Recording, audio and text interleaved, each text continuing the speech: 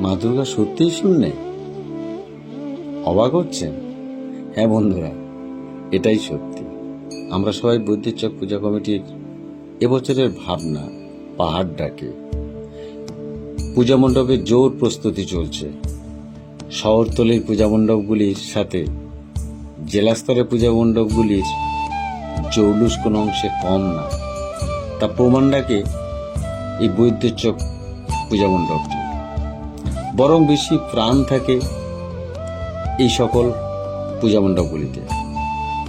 বিগত বছরের ন্যায় বৈদ্যুতিক চক পূজা কমিটি এবছরও বিশেষ চমক থাকছে। শূন্যে মা। ঠিকানা জয়নগর স্টেশনে নেবে, জামতলা রোডে 25 মিনিটের রাস্তা।